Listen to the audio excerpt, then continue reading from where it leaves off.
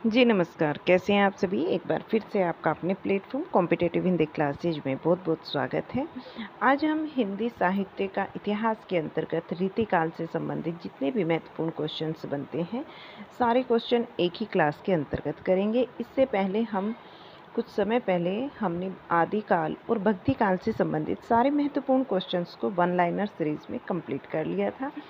ये प्लेलिस्ट है चैनल पर बनी हुई है, आप देख सकते हैं और इसका अगर पीडीएफ आप चाहते हैं तो हमारे टेलीग्राम चैनल पर अवेलेबल हो जाएगा। यहाँ पर रीतिकाल में हम रचनाएं करेंगे, रचनाकार करेंगे और उनसे संबंधित कुछ अन्य महत्वपूर्ण तथ्य जो भी हैं उनको देखने वाले हैं। तो चलिएगा क्लास को स्टार्ट करते हैं। यहाँ से देखिएगा क्वेश्चन नंबर 1, इसमें काफ़ी सारे क्वेश्चन 130 के नज़दीक आपके होंगे, तो सारा कुछ आपको यहाँ देखने को मिलेगा। रीतिकाल की समय सीमा आचार्य शुक्ल का पूरा नाम आचार्य रामचंद्र शुक्ल जी है के अनुसार कितनी मानी गई है, ये क्वेश्चन पूछा जाता है। देखिए, ईस्वी की अगर बात करते हैं तो ईस्वी में कितनी मानी है, संवत में सभी को याद होती है, लेकिन ईस्वी में जो है काफ़ी लोग कन्फ्यूज हो जाते हैं। तो यहाँ पर अगर मैं संवत की बात करूँ तो संवत में 1700 से लेकर 1900 तक मानी गई है। संवत 1700 से 1900 विक्रमी तक मानी गई है, ठीक है, रीतिकाल की समय सीमा। और अगर हम इसमें से 57 वर्ष को माइनस कर देते हैं ईस्वी बनाने के लिए, तो आपका समय जो है निकल कर आ जाएगा 1643 ईस्वी से लेकर 1843 ईस्वी। ऑप्शन नंबर 3 जो है आपका ठीक हो जाएगा। नेक्स्ट क्वेश्चन नंबर 2, उत्तर मध्य काल को रीतिकाल की संज्ञा दी है। तो ये रीतिकाल की जो संज्ञा दी है आचार्य रामचंद्र शुक्ल जी ने दी है। मिस्र बंधुओं ने उत्तर मध्य काल को क्या नाम दिया है? मिस्र बंधुओं ने 4 ऑप्शन आपके सामने है, आप बता सकते हैं क्या क्या नाम दिया है। कल भी मैंने आपको कराया था, ये अलंकृत नाम जो है वो मिस्र बंधुओं ने दिया है रीतिकाल को। उत्तर मध्य काल को श्रृंगार काल नाम किसने दिया है? श्रृंगार काल नाम पंडित विश्वनाथ प्रसाद मिश्र जी ने दिया है। कालक्रम के अनुसार रीतिकाल के प्रथम कवि कौन ठहरते हैं? अगर कालक्रम के हिसाब से देखा जाए तो केशवदास जी जो है वो रीतिकाल के प्रथम कवि गिने जाते हैं। नंबर 6 पर आता है क्वेश्चन, रीति की अविरल परंपरा किस कवि से चली मानी जाती है? रीति की अविरल परंपरा जो है वो चिंतामणि से चली मानी जाती है और किसने मानी है? आचार्य शुक्ल जी ने मानी है। अगर कालक्रम के अनुसार देखते हैं तो वो केशवदास जी से, और अगर इस परंपरा को देखते हैं कि कब से चली आ रही है रीति की, तो वो मानते हैं शुक्ल जी चिंतामणि से। 7 नंबर क्वेश्चन पर पूछा जाता है कि आचार्य रामचंद्र शुक्ल ने किस कवि को रीति काल का आरंभ माना है? किस कवि को रीति काल का आरंभ माना है कि किस कवि से आरंभ होता है? वो है चिंतामणि से। 8 नंबर पर पूछते हैं कि श्रृंगार सागर के रचयिता कौन है? श्रृंगार सागर जो रचना है ये मतीराम जी की है। 9 नंबर पर है कि केशव को कठिन काव्य का प्रेत किस आलोचक ने कहा है? केशव को कठिन काव्य का प्रेत कहा है? आचार्य रामचंद्र शुक्ल जी ने। 10 नंबर पर क्वेश्चन है कि इसमें संदेह नहीं है कि काव्य रीतियों का सम्यक समावेश पहल आचार्य केशव ने और दूसरे पहल आचार्य केशव ने किया, पर हिंदी में रीति ग्रंथों की अविरल अखंडित परंपरा का प्रवाह केशव की कविप्रिया के प्राय 50 वर्ष पीछे चला और वह एक अभिन्न आदर्श को लेकर केशव के आदर्श को लेकर नहीं। पंक्तियाँ किसकी हैं? ये पंक्तियाँ पूछा जाता है, कथन है कि ये कथन किससे संबंधित है? इसमें संदेह नहीं है कि काव्य रीति का सम्यक समावेश पहल आचार्य केशव ने ही किया, पर हिंदी में रीति की अविरल अखंडित परंपरा का प्रवाह केशव की कविप्रिया के प्राय 50 वर्ष पीछे चला और एक अभिन्न आदर्श को लेकर, केशव के आदर्श को लेकर नहीं। तो ये किसने माना है? ये पंक्तियाँ किसकी हैं? ये शुक्ल जी की पंक्तियाँ हैं। आचार्य रामचंद्र शुक्ल ने कहा है इन पंक्तियों को। देखिएगा नेक्स्ट 11 नंबर क्वेश्चन, तुलसी गंग दऊ भय सुकबिन के सरदार, इनके काव्य में मिली भाषा विविध प्रकार की है। ये किसकी पंक्तियां हैं? ये पंक्तियां हैं भिखारी दास जी की। किसकी पंक्तियां हैं? भिखारी दास जी की पंक्ति हैं। 12 नंबर क्वेश्चन, काव्य निर्णय के रचयिता हैं। काव्य निर्णय रचना भी भिखारी दास जी की है। नेक्स्ट, हितरंगिणी के रचनाकार कौन है? 30 नंबर क्वेश्चन पर हितरंगिणी कृपाराम जी की रचना है, राइट ऑप्शन हो जाएगा कृपाराम। और 40 नंबर पर पूछते हैं कि छंद विचार किस की रचना है? छंद विचार किसकी रचना है? ये चिंतामणि जी की रचना है। छंद प्रकाश के रचनाकार कौन है? चारों ऑप्शन आपके सामने हैं, बता सकते हैं कि छंद प्रकाश के रचनाकार जो हैं वो भिखारी दास जी हैं। आखिन मूंदिबे के मिस अग्नि, आखिन मूंदिबे के मिस आनी, अचानक पीठी उरेज लगावई, पंक्ति किसकी है? ये पंक्ति मतीराम जी की है। 70 नंबर पर है क्वेश्चन, दोहो बिहारी के दोहो पर किसका प्रभाव है? बिहारी के दोहो पर किसका प्रभाव है? गाथा सप्तशती का प्रभाव है बिहारी के दोहो पर, ऑप्शन नंबर 1 ठीक हो जाएगा। ललित ललाम के रचयिता कौन है? ललित ललाम मतीराम जी की रचना है। छत्रसाल दशक के रचनाकार कौन है? भूषण छत्रसाल दशक के रचनाकार हैं। कवि भूषण की उपाधि किस रीतिकालीन कवि को मिली थी? कवि भूषण की जो उपाधि थी वो भूषण को मिली थी। नेक्स्ट, निम्नलिखित रचनाओं के रचयिता के लिए उचित विकल्प छांटना है। कविकुल कल्पतरु, कविकुल कल्पतरु जो है ये किसकी रचना है बताना है। तो ये रचना है चिंतामणि जी की। अलंकार पंचासिका, ये मतीराम की रचना है। अगर आपने रीतिकाल को बहुत ही अच्छे से रीड किया है उसमें, क्योंकि थ्योरी जब हम पढ़ते हैं तब ये रचनाएं सारी लिखवाई जाती हैं। देखिएगा अब नेक्स्ट 23 नंबर पर आलम केली, ये किसकी रचना है? आलम केली नाम के अंदर ही छिपा हुआ है कि ये आलम की रचना है। नेक्स्ट क्वेश्चन, सुजान विनोद की रचनाकार कौन है? सुजान विनोद की रचनाकार बताना है। देव की रचना है सुजान विनोद। भाषा भूषण किसकी रचना है ये बताना है आपको। ऑप्शन नंबर 1 महाराज जसवंत सिंह, इनका पूरा नाम है महाराज जसवंत सिंह, इनकी रचना है। और सुनीति प्रकाश 26 क्वेश्चन, सुनीति प्रकाश रचना बताना है किसकी है। सुनीति प्रकाश जो रचना है ये गुरु गोविंद सिंह की रचना है। नेक्स्ट 27 नंबर पर रसराज किसकी रचना है? रसराज मतीराम की रचना है। विनय शतक रचना बताना है किसकी है। ऑप्शन नंबर 3 ठीक हो जाएगा यहाँ पर, तोस कवि की रचना है। इसकी अगर आप PDF चाहते हैं तो टेलीग्राम पर ये PDF मैंने उपलब्ध करा दी है, आप वहाँ से देख सकते हैं सारे क्वेश्चनों को। और ये पढ़ने से आप रीतिकाल जो है काफ़ी हद तक तैयार हो जाएगा।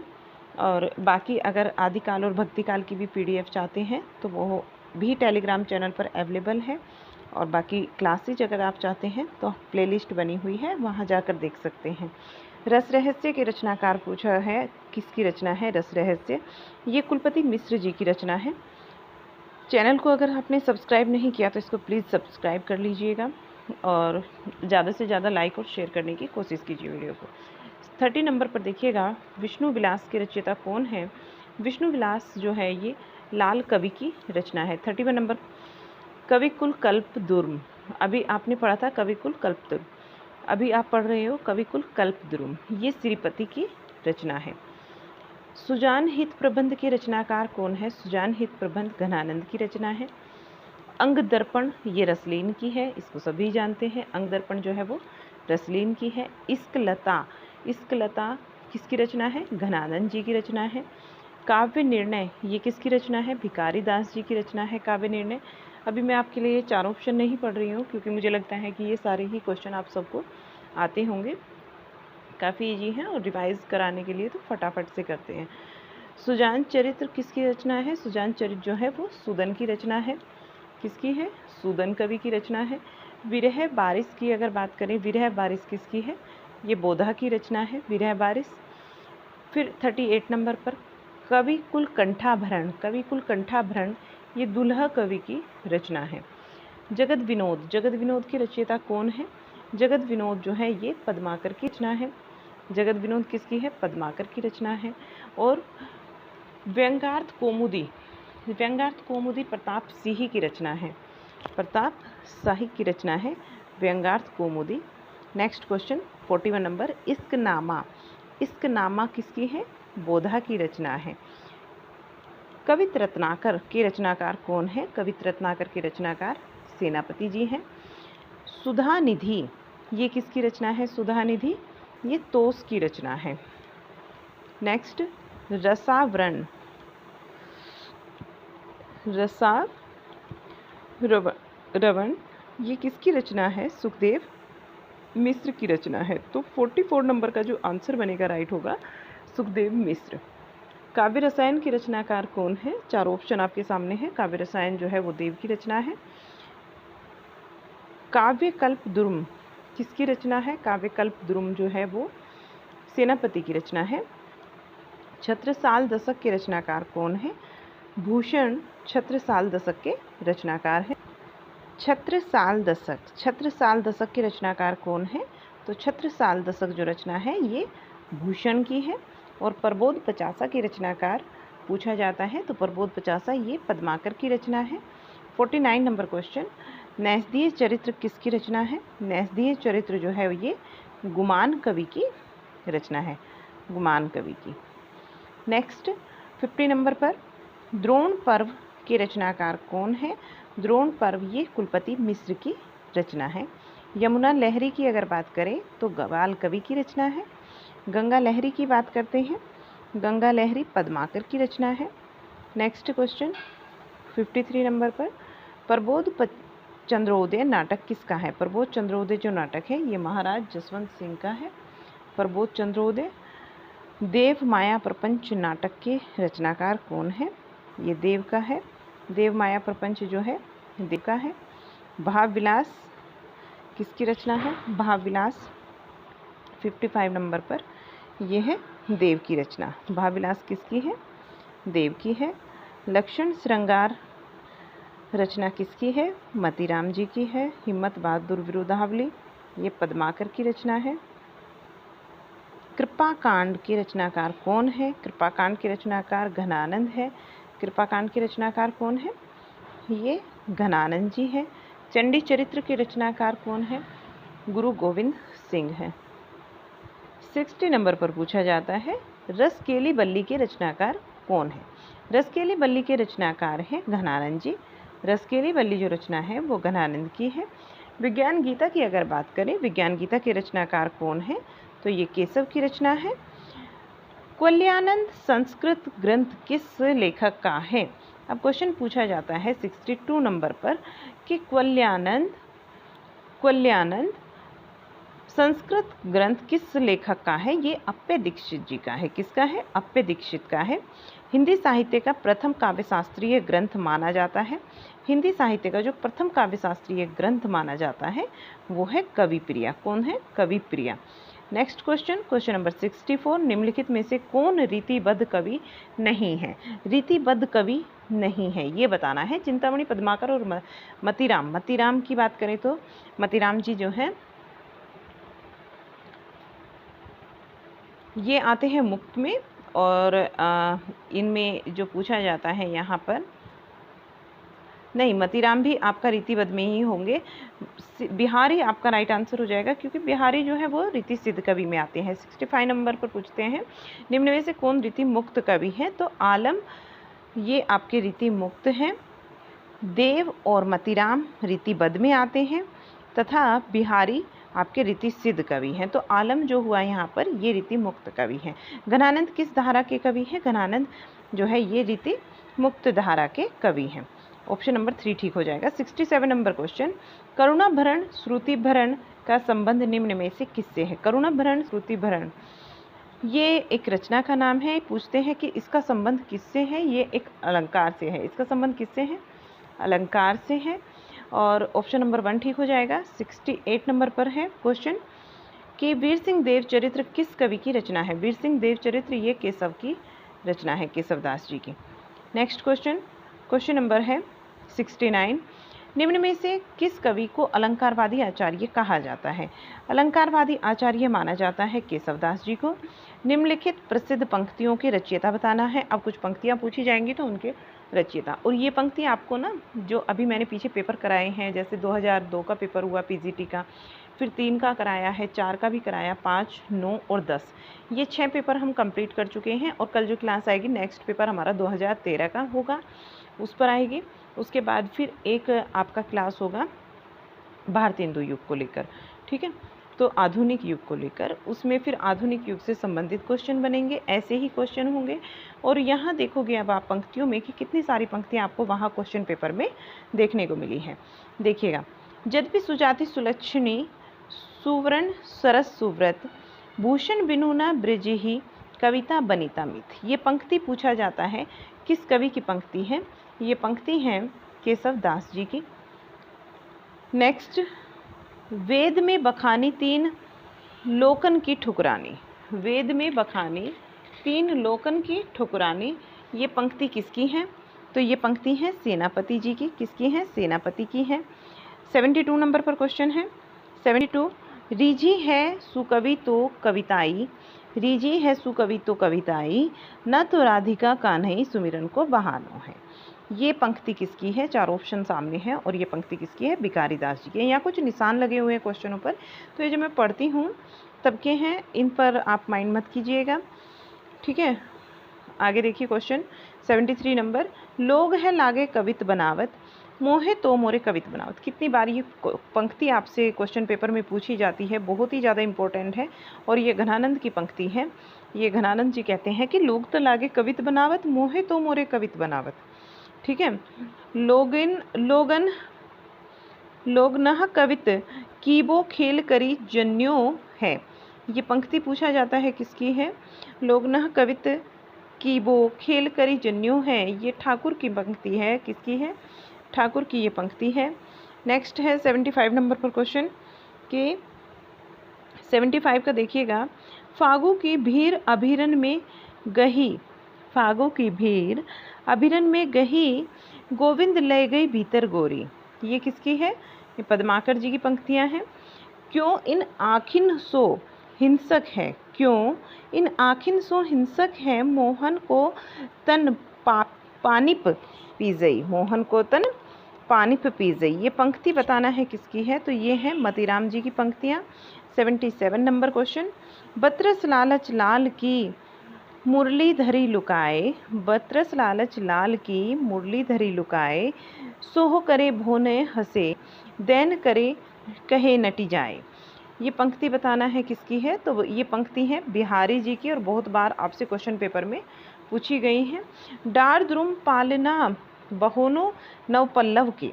78 नंबर पर देखिएगा, डार द्रुम पालना बहोनो नव पल्लव के सुमन झुंगुला सोहे तन छवि भारी दे। ये पंक्ति बताना है किसकी है? ये है देव की पंक्ति।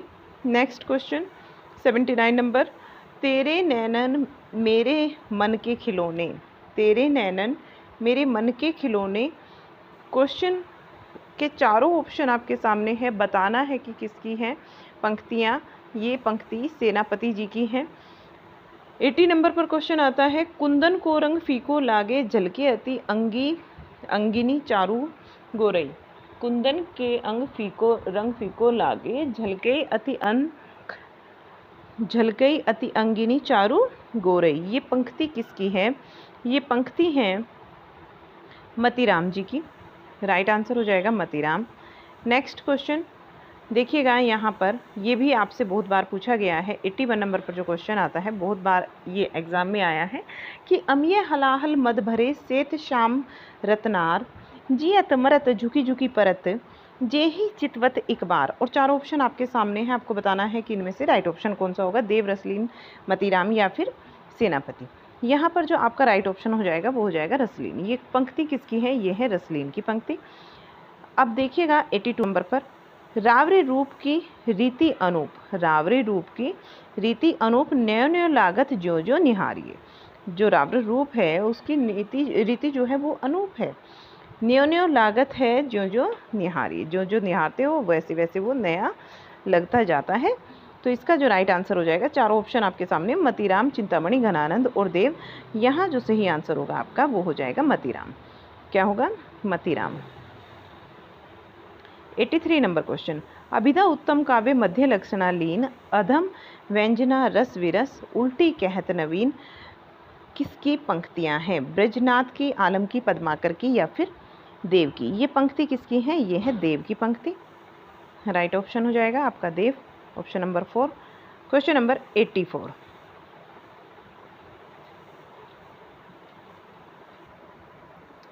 नेही महाब्रज भाषा परवीन और सुंदरता ताहू के भेद को जाने, योग वियोग की रीति में कोविद भावना भेद स्वरूप को ठाने। ये पंक्ति बताना है ब्रजनाथ मतीराम देव और घनानंद में से किसकी पंक्ति है। तो आपका जो राइट आंसर यहाँ पर बनेगा ब्रजनाथ, आपका राइट ऑप्शन हो जाएगा। ब्रजनाथ की ये पंक्ति है 85 नंबर पर। भले बुरे सब एक सम, भले बुरे सब एक सम, जो लो बोलत नाही, जानी प्रत है काक पिक, बसंत ऋतु बसंत के माही। सेनापति वृंद भूषण और लाल कवि में से किसकी ये पंक्ति है, ये बताना है। आपका यहाँ ऑप्शन नंबर 2 ठीक हो जाएगा। वृंद की पंक्ति है ये। गुरु कहो राम भजन नीको, गुरु कहो राम भजन नीको, मोही लागत राज डागरो सो, सूदन ठाकुर और ब्रजनाथ तथा बोधा। ये पंक्ति किसकी है, ये पंक्तियां हैं आपके ब्रजनाथ जी की।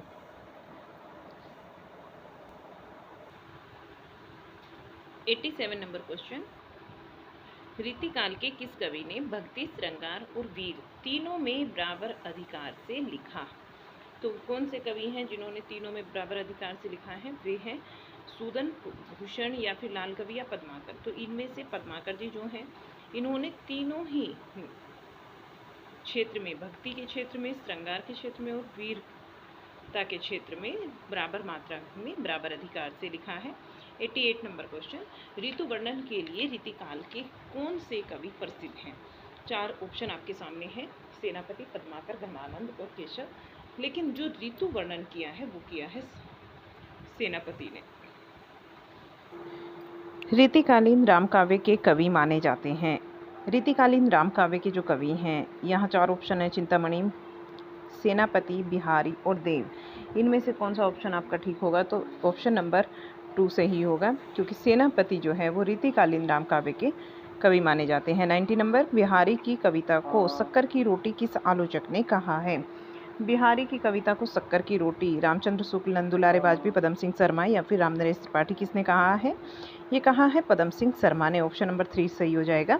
कनक छुरी सी कामिनी काहे को कटी छीन, कविता पंक्ति किसकी है। कनक छुरी सी कामिनी काहे को कटी छीन, ये पंक्ति बताना है आलम बोधा ठाकुर और घनानंद। किसकी पंक्तियां हैं देखिएगा। ये जो पंक्ति हैं ये कही थी आलम ने। किसने कही थी, आलम ने कही थी। 92 नंबर पर अति सुधो स्नेह को मार्ग है, किसकी पंक्ति है। बिहारी, मतीराम देव, घनानंद। ये अति सुधो स्नेह को मार्ग है, ये पंक्तियां हैं घनानंद जी की। राइट ऑप्शन हो जाएगा option number 4। Next 93 number question. Jahangir जस चंद्रिका किसकी रचना है। जहांगीर जस चंद्रिका बताना है सूदन, बोधा, केशवदास, चिंतामणि। सूजन, बोधा, केशवदास और चिंतामणि। ऑप्शन है आपका केशवदास। जो ऑप्शन सही होगा वो जहांगीर जस चंद्रिका के रचनाकार केशवदास जी हैं।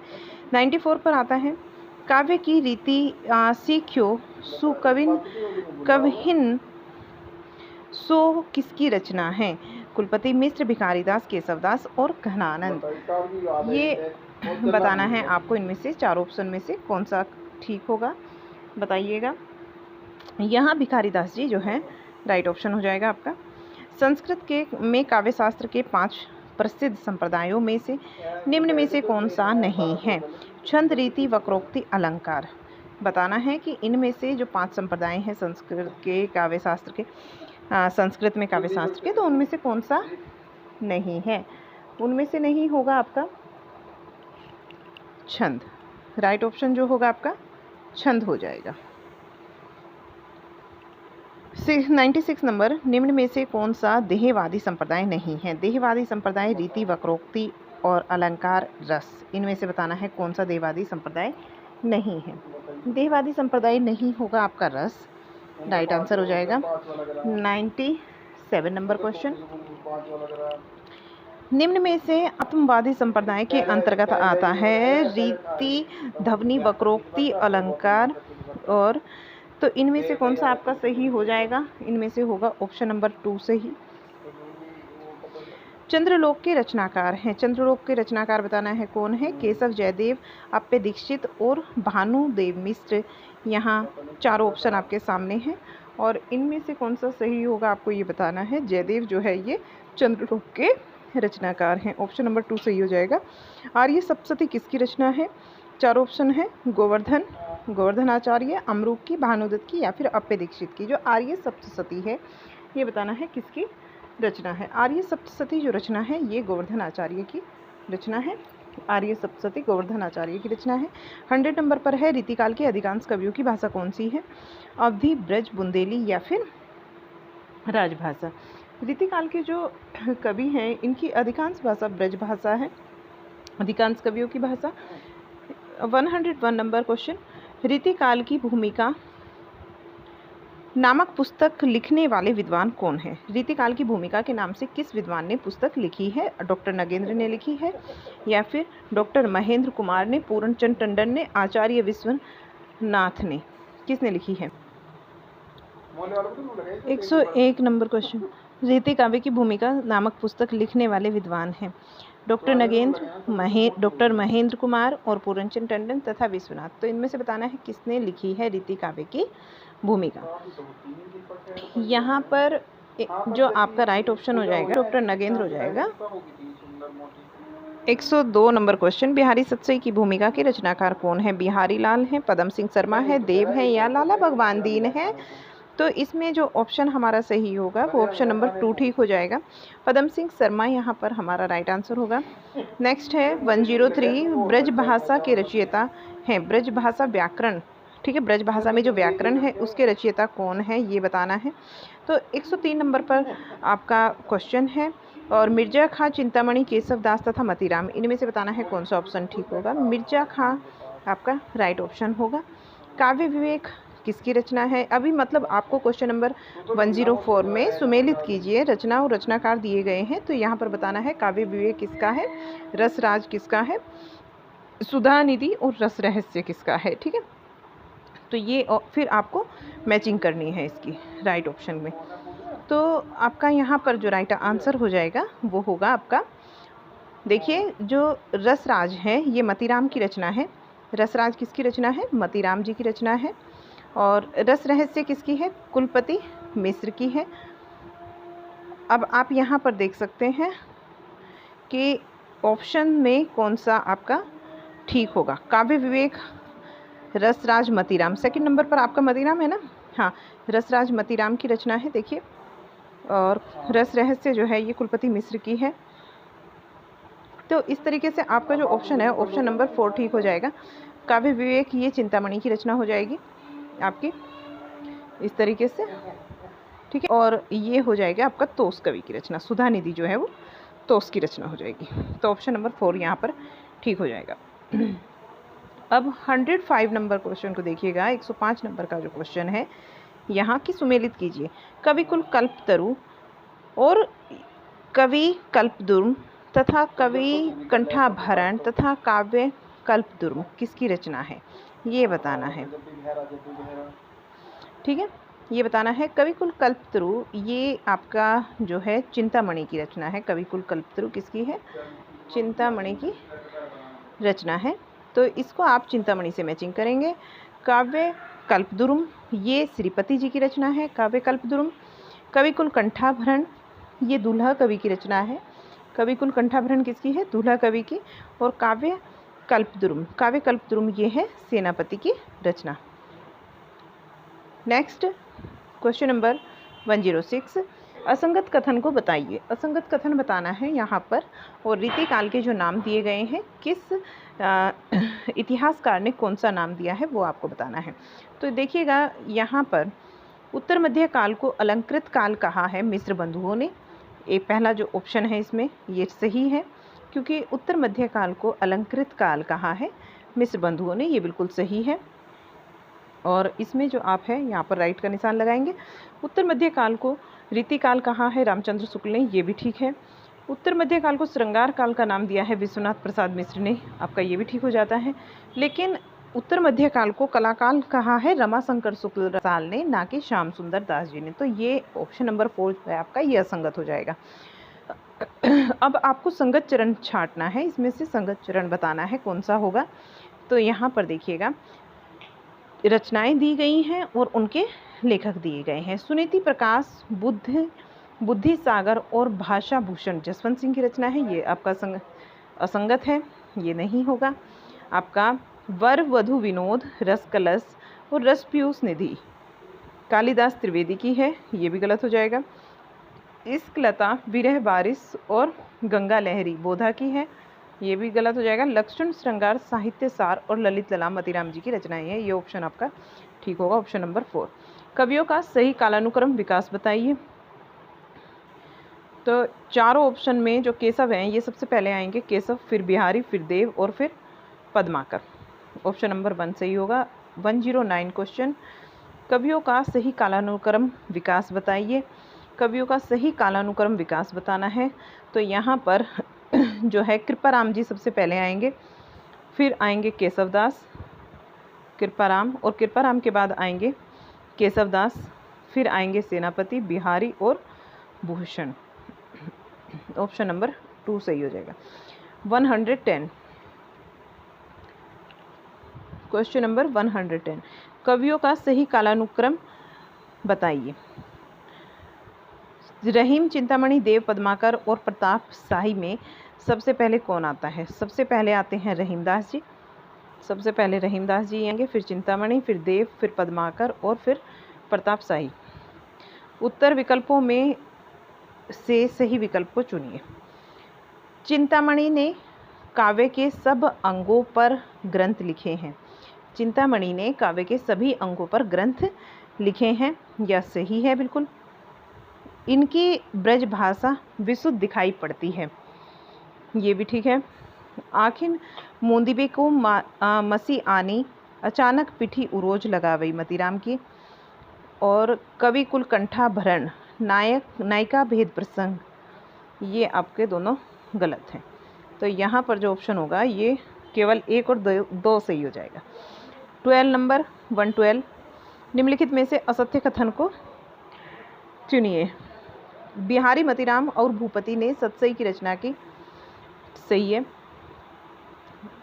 घनानंद ने लक्षण ग्रंथ लिखे हैं, ये गलत है।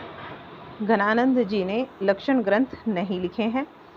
और केशव, देव तथा भूषण ने लक्षण ग्रंथ लिखे हैं, ये भी ठीक है। गुरु गोविंद सिंह ने ब्रजभाषा में काव्य रचना की, ये भी ठीक है। रचनाओं का सही कालानुक्रम विकास बताइए।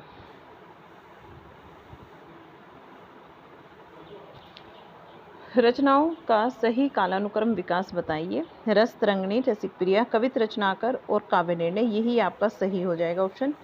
निम्नलिखित में से असंगत कथन का निर्धारण कीजिए। असंगत कथन 114 नंबर क्वेश्चन, असंगत कथन इनमें से कौन सा होगा? अलंकार निरूपक आचार्य हैं मतीराम, भूषण, गोप और दूल्हा कवि। श्रृंगार निरूपक कवि जो कवि हैं मतीराम, उदयनाथ, कविंद्र और कृष्ण कवि। तो यहाँ पर सूक्तिकार हैं वृंद, गिरधर राय, भिखारीदास और गंग।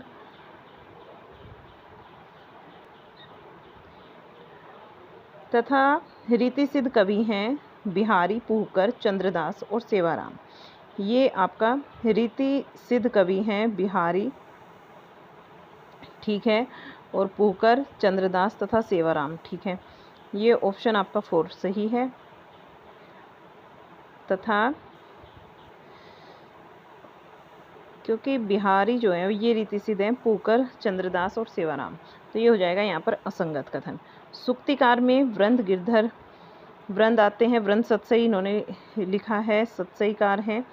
सूक्तिकार में ये भी आपका गलत हो जाएगा, ऑप्शन नंबर 3 गिरधर राय, भिखारीदास और गंग, ये गलत हो जाएगा। असंगत कथन में ये दोनों गलत हो जाएंगे। और श्रृंगार रस निरूपक कवि हैं, ये ठीक हो जाएगा आपका, ऑप्शन नंबर 2 सही है। तथा अलंकार निरूपक आचार्य मतीराम, भूषण, गोप और दूल्हा, ये भी सही है। यहाँ केवल 3 और 4 असंगत होंगे, 2 और 1 आपका सही हो जाएगा। 115 उत्तर विकल्पों में से सत्य कथन का निर्धारण कीजिए। सत्य कथन बताना है कौन सा है। जगत विनोद लक्षण ग्रंथ है, यह सही है। रसकेली वल्ली नायिका भेद लक्षण ग्रंथ है, गलत है। उजरनी बरसी है हमारी अखियन देखो मतीराम की पंक्ति है, ये भी गलत है। बोधा राजापुर जिला बांदा के रहने वाले थे, ये सही है। आलम प्रेम की दीवानगी के कवि थे, ये भी सही है। तो इसमें सही हो जाएंगे ऑप्शन नंबर 1, 4 और 5, यानी कि यहाँ जो ऑप्शन दिए हैं इसमें केवल 1, 4 और 5 सही होगा। 116 जन्म के अनुसार कवियों का सही कालक्रम ज्ञात कीजिए। जन्म के अनुसार कवि जो हैं पहले केशव दास जी आएंगे, फिर बिहारी आएंगे। तो केशव बिहारी ऑप्शन नंबर 2 में है। देव पद्माकर और प्रताप सिंह, ये सही हो जाएगा। 17 नंबर रचना काल के अनुसार सही विकास क्रम बताइए। रचना काल के अनुसार रस रतन, रस रहस्य, रस विलास और रस सारांश सही होगा। उत्तर विकल्पों में से सही को चुनिए। उत्तर विकल्पों में से चुनना है सही को।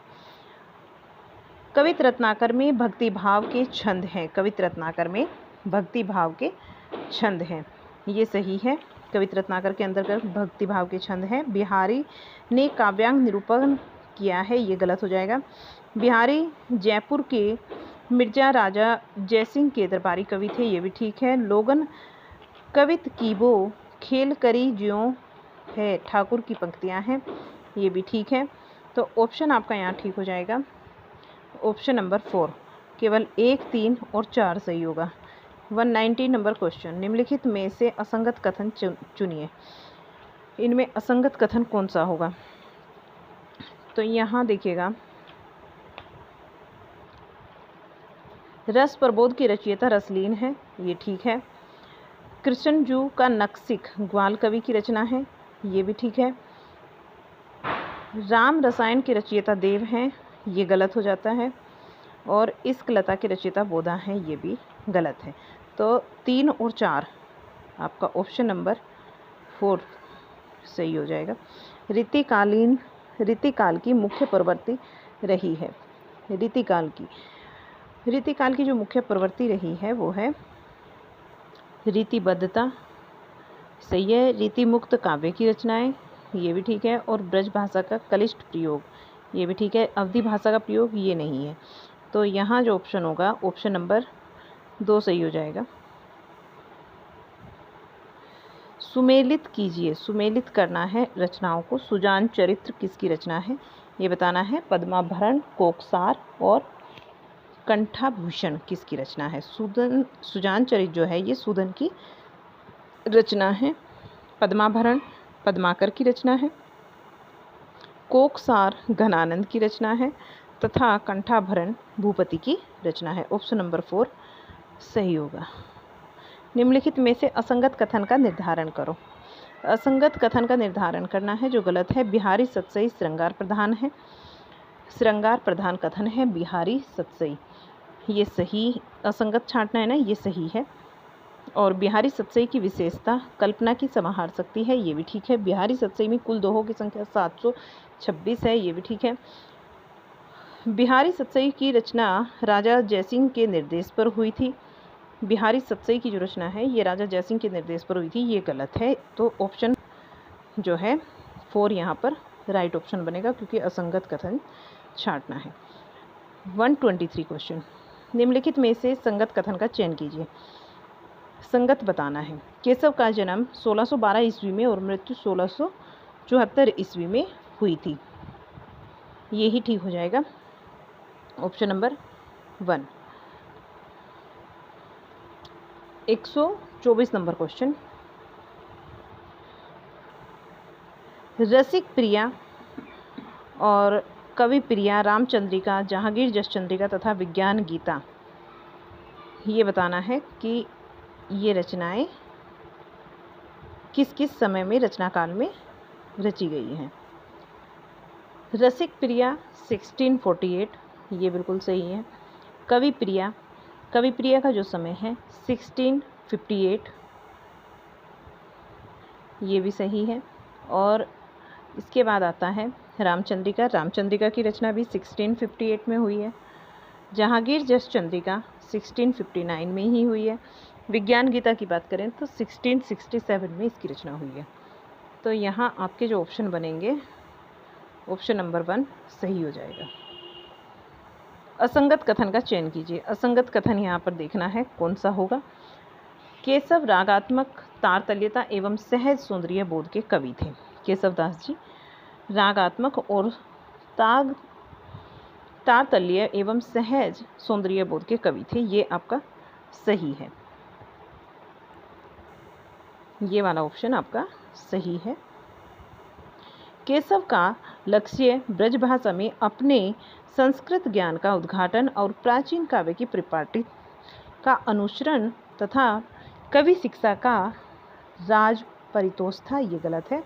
केशव की कविताएं लेख के कवि हैं अज्ञे, ये भी गलत है। विज्ञान गीता उपदेशात्मक रचना है, गलत है। 126 नंबर पर आता है असंगत कथन बताइए। कथन बताना है असंगत। केशव निम्बार्क संप्रदाय में दीक्षित थे, ये ठीक है। और केशवदास अलंकार प्रिय कवि थे, ये भी ठीक है। चमत्कार प्रदर्शन की भावना उनमें सर्वोपरि है, ये सही है। लेकिन कवि प्रिया प्रबंध काव्य है, कवि प्रिया एक प्रबंध काव्य है, ये असंगत कथन है। ऑप्शन 4 यहाँ आंसर होगा। 127 नंबर क्वेश्चन, जन्म काल के अनुसार कवियों का सही विकास क्रम निर्धारण कीजिए। जन्म काल के अनुसार पहले बिहारी, भूषण, मतीराम, देव और घनानंद। ऑप्शन नंबर 1 सही होगा। 128 नंबर क्वेश्चन, केशव से पहले अलंकार आदि काव्यांग निरूपण किया है। अलंकार आदि का काव्यांग निरूपण किसने किया है? कृपाराम कृत हितरंगिणी ने, ये ठीक है। कृपाराम कृत हितरंगिणी। और मोहनलाल मिश्र कृत श्रृंगार सागर, ये भी ठीक है। रहीम कृत प्रेम वाटिका, गलत हो जाएगा। पुकर कृत रस रतन, ये भी गलत हो जाएगा। तो ऑप्शन नंबर 4 ठीक होगा यहाँ। नेक्स्ट, असंगत कथन बताइए। असंगत कथन बताना है 129 नंबर क्वेश्चन पर। केशव के संपूर्ण काव्यों की भाषा ब्रज भाषा है। केशव के संपूर्ण काव्यों की जो भाषा है वो ब्रज है। और सेकंड पर दिया है केशव हिंदी के प्रथम आचार्य माने जाते हैं। केशव प्रश्नोत्तरी शैली संवादों के बादशाह हैं। रामचंद्र शुक्ल ने केशव के ग्रंथों की संख्या 8 मानी है। तो यहाँ जो आपका ऑप्शन हो जाएगा राइट वो हो जाएगा रामचंद्र शुक्ल जी ने केशव के जो ग्रंथ हैं इनकी संख्या 8 मानी है, ये सही हो जाएगा। असंगत कथन है ये, और यही हमारा आंसर बनेगा। ये आंसर हमारा सही होगा, बाकी ये तीनों कथन ठीक है। Next question, question number 130। असंगत कथन बताइए। असंगत कथन यहाँ बताना है विज्ञान गीता में शैली का प्रयोग है। विज्ञान गीता में प्रतीक शैली का प्रयोग है, ये ठीक है। और कठिन काव्य का प्रेत केशव को कहा है रामचंद्र शुक्ल जी ने, ये भी ठीक है। छंदों का अजायब घर किसे कहा गया है? रामचंद्रिका को कहा गया है, ये भी ठीक है। केशव ने प्रबंध काव्य लिखे हैं 4, ये गलत हो जाता है। केशव ने 4 प्रबंध काव्य नहीं लिखे, तो असंगत कथन आपका ये योगा यहाँ हो जाता है। समापन रीतिकाल का। आगे जो क्लास आएगी वो आएगी आधुनिक कालीन साहित्य पर, उसमें भारतेंदु युग से संबंधित क्वेश्चन होंगे। और क्लास कैसा लगा ये ज़रूर बताइएगा कमेंट बॉक्स में। चैनल को सब्सक्राइब करना मत भूलिएगा।